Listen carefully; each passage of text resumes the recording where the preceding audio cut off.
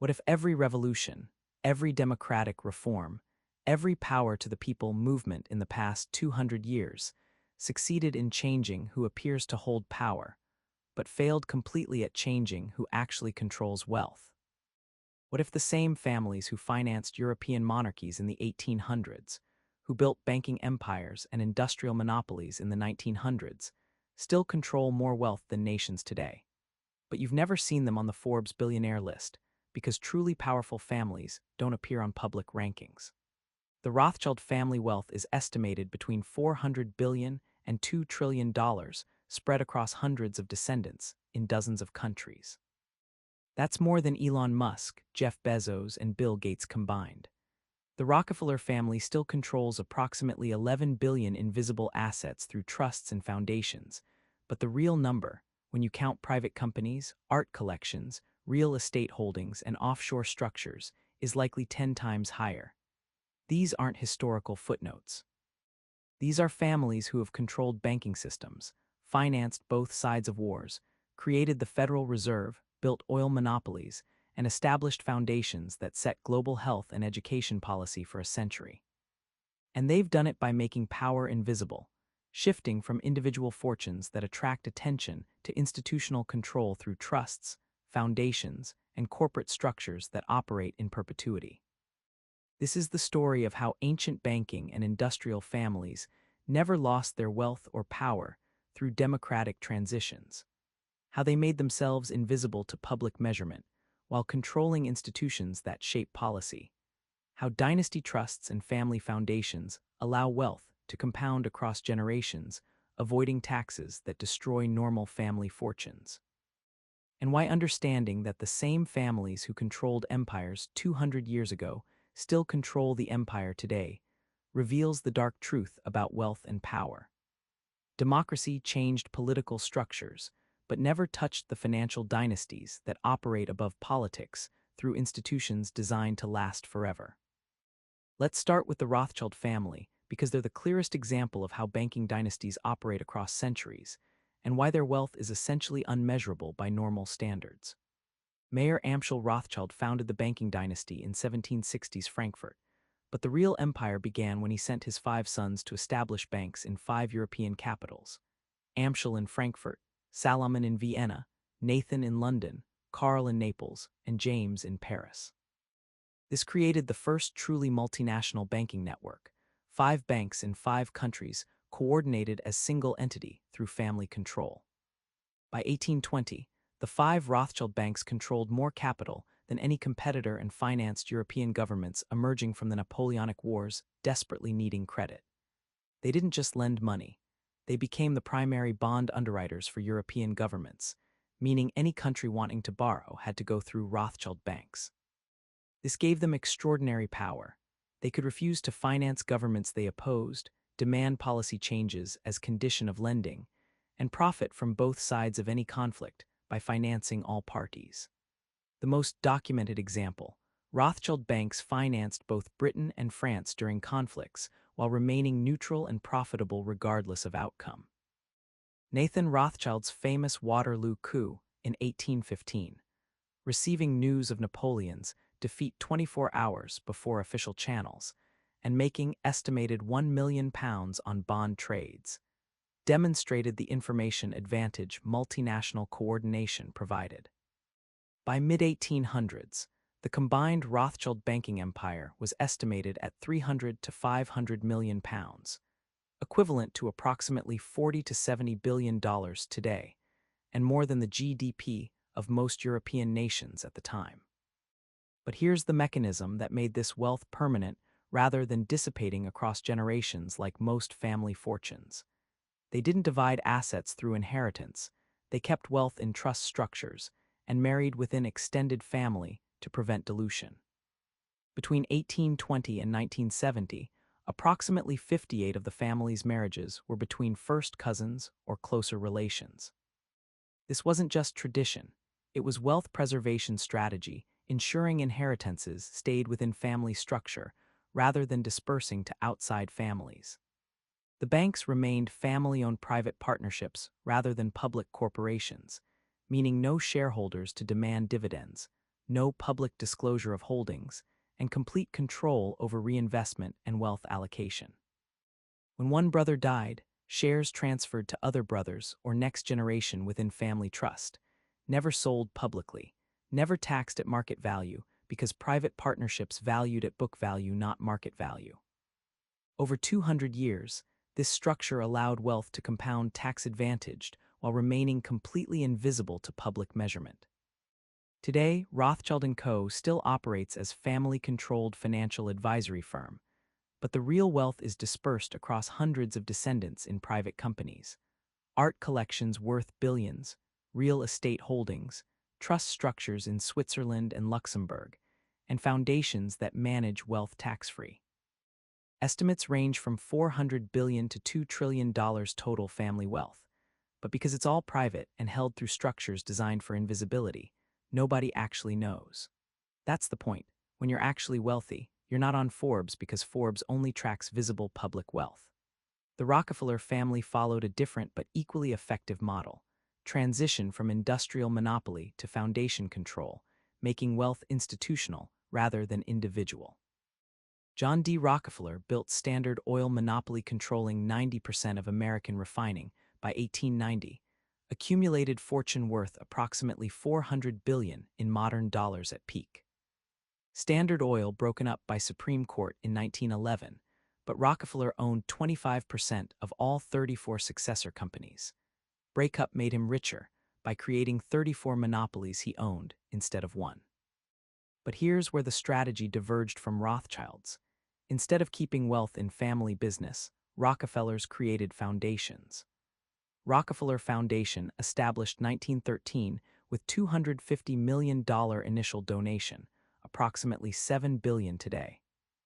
This accomplished multiple objectives simultaneously: avoided estate taxes on donated assets, maintained family control through foundation board positions employing family members at six-figure salaries, gained public credibility as philanthropists while preserving wealth tax-free, and created institution controlling billions in perpetuity influencing policy on health, education, and agriculture globally. The foundation's assets have grown to over $5 billion today, 112 years after creation, compounding tax-free while funding family employment and influence. But that $5 billion is just the visible foundation. Total Rockefeller family wealth across descendants, private companies, trusts, and other foundations estimated at 11 to 100 billion, depending on methodology. Vast range because privacy structures make accurate accounting impossible. And here's the mechanism proving this is design system, not accident. Rockefeller Foundation helped create World Health Organization, funded Green Revolution agricultural programs determining farming practices globally, financed medical education, establishing pharmaceutical-focused curriculum, and funded population control programs influencing global health policy.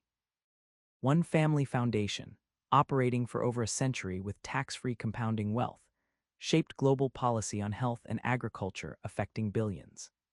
This is power beyond what any elected official possesses, because officials serve terms while foundations operate in perpetuity. Officials face voters while foundations face no accountability, and officials implement policy while foundations fund the research and experts who design policy. When you see WHO recommendations, Green Revolution farming methods, or medical education standards, you're seeing outcomes of century-long foundation influence established by one family's industrial monopoly wealth transformed into institutional control. The Rockefellers didn't lose power when Standard Oil was broken up. They transformed visible corporate monopoly into invisible foundation monopoly that's lasted 3 times longer and faces zero antitrust scrutiny. The Morgan banking dynasty demonstrates how wealth persists through institutional control even after individual family fortune disperses. J.P. Morgan died 1913 with personal fortune of approximately $100 million, substantial but surprisingly small given his power. Why? Because Morgan didn't own the wealth, he controlled it through banking relationships and trusts. Morgan Partnerships managed Rockefeller Wealth, Carnegie Wealth, Vanderbilt Wealth, serving as private banker to America's richest families while extracting fees and control. The power wasn't ownership but intermediation. Morgan Bank decided which companies got financing, which mergers happened, which industries consolidated. Morgan formed U.S. Steel in 1901, first billion-dollar corporation, by consolidating Carnegie Steel and competitors, extracting massive fees while controlling America's steel production. Morgan's power during 1907 panic demonstrated control. When banks failed and stock market crashed, Morgan decided which banks got rescued and which failed, essentially acting as central bank before Federal Reserve existed. The Federal Reserve itself created 1913 partly through Morgan influence, meeting at Jekyll Island with Morgan representatives designing central bank that would institutionalize private banking control over money supply. Morgan died months after Fed creation, but Morgan Bank continued operating, eventually becoming J.P. Morgan Chase, now $2.9 trillion in assets, descendant of Dynasty, founded 1861. The family fortune dispersed across generations through normal inheritance, but the institution persists controlling trillions while Morgan name remains on bank. This reveals the strategy. Individual wealth is vulnerable to estate taxes and generational division, but institutional wealth in banks, trusts, and foundations persists indefinitely extracting fees and control. Now here's where the pattern becomes undeniable and reveals why this matters for understanding modern power. These families didn't just preserve wealth, they created interlocking institutional control that persists today. Rockefeller Foundation, Ford Foundation, Carnegie Endowment for International Peace, Morgan Library and Museum. Century-old institutions controlling billions in assets, setting academic research agendas, funding think tanks producing policy recommendations, employing credentialed experts who staff government positions, and maintaining multi-generational influence over education, health, foreign policy, and culture. Yale University, Harvard, Princeton, endowments built partially on robber baron donations, board positions filled by descendants and associates of donor families, curriculum and research influenced by foundation grants requiring certain approaches. Council on Foreign Relations, founded 1921 with Rockefeller funding and Morgan Bank support. Membership includes every Secretary of State, Defense Secretary, CIA Director, Federal Reserve Chairman for decades. Trilateral Commission, Bilderberg Group, World Economic Forum, all funded by foundations and corporations descended from these dynasties, serving as coordination mechanisms for policy elite. The structure is brilliant. Families donate wealth to foundations avoiding estate taxes. Foundations fund institutions shaping policy and culture. Institutions employ family members and allies maintaining influence, and cycle continues across generations with zero democratic accountability, because foundations answer to no voters. But here's the extraction mechanism, connecting this to empire economics, and why it matters beyond fascinating history. These foundations and institutions don't just preserve wealth, they shape policy serving wealth concentration. Rockefeller Foundation funded Green Revolution, creating dependency on chemical fertilizers and hybrid seeds, benefiting chemical and seed companies.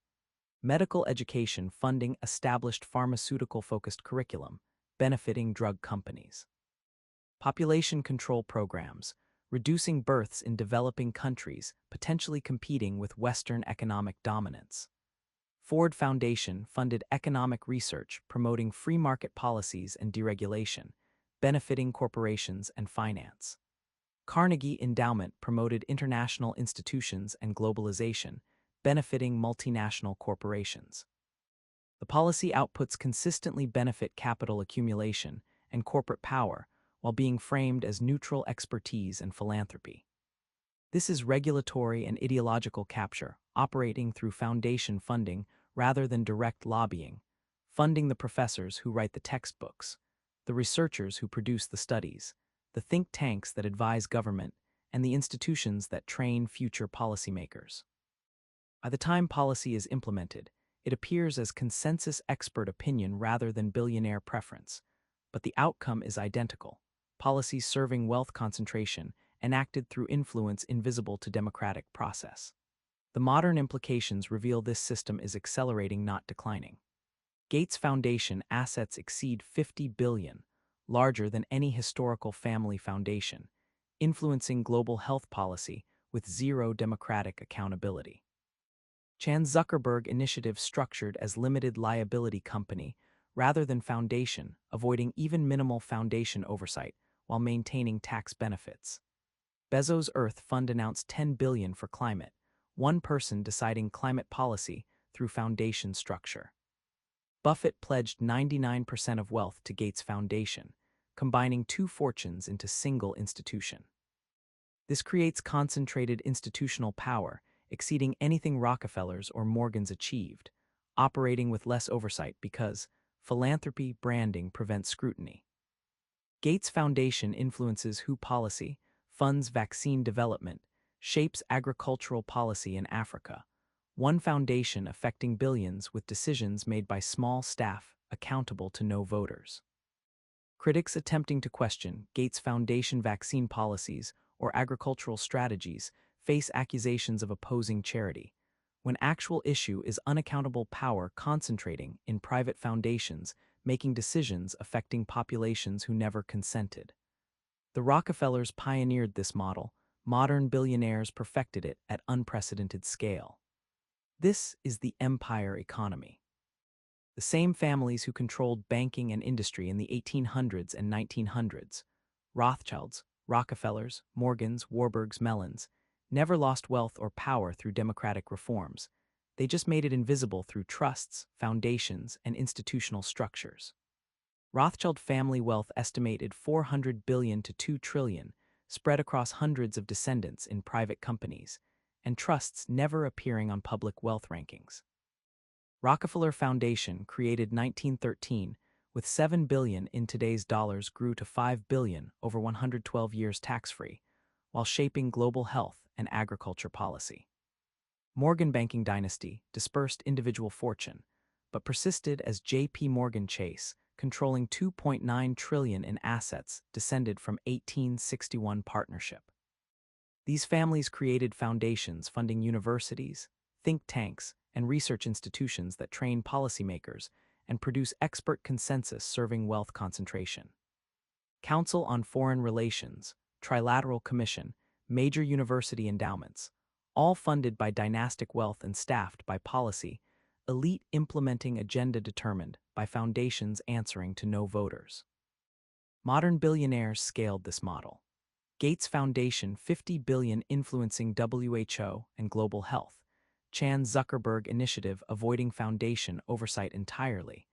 Bezos Earth Fund, $10 billion deciding climate policy. Buffett fortune merged with Gates creating unprecedented concentrated institutional power. The pattern across 200 years reveals democracy changed who appears to govern while leaving financial dynasties controlling institutions that shape policy, fund research, train experts, and determine agenda. Estate taxes destroy normal family fortunes over 3 generations, but dynasty trusts and foundations allow dynastic wealth to compound tax-free indefinitely while maintaining family control through board positions and employment. The dark truth about power. The same families who financed European monarchies in the 1800s still control more wealth than nations through foundations and institutions designed to last forever. Democracy never touched the financial architecture, preserving dynastic power. And modern philanthropy is wealth preservation and policy control disguised as charity. When you see global health policy, agricultural standards, economic research, or foreign policy consensus, you're seeing outcomes of foundation funding and institutional influence descended from robber baron fortunes, proving that empires don't end when political structures change. They just shift power from visible individual monarchs to invisible institutional dynasties operating in perpetuity beyond democratic accountability.